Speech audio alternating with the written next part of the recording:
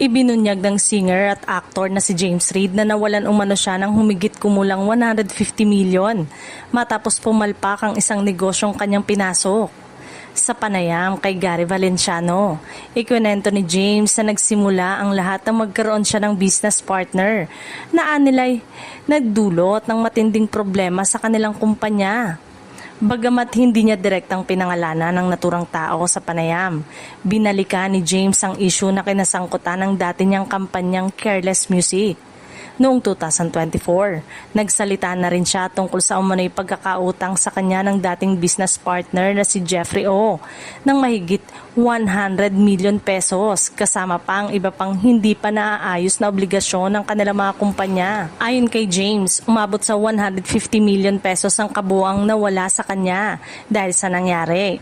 Aniya ang halagang iyon ay bunga ng mahigit 10 taon ng kanyang pinaghirapan sa industriya. Isa rin sa pinakamalaking dagok ang naging karanasan niya sa Wavy Baby Music Festival noong 2023 na inorganisa ng Careless at naging controversial dahil sa mga problema sa logistics at execution.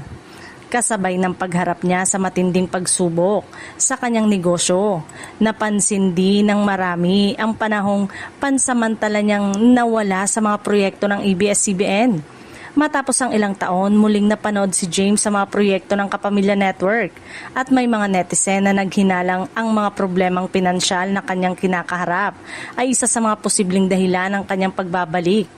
Gayunman, hindi ito direktang kinumpirma ni James bilang dahilan ng kanyang muling pakikipagtrabaho sa ABS-CBN. Sa kabila ng lahat, ibinahagi ni James na naging malaking sandigan niya ang kanyang girlfriend na si Isa Pressman sa mga panahong yon.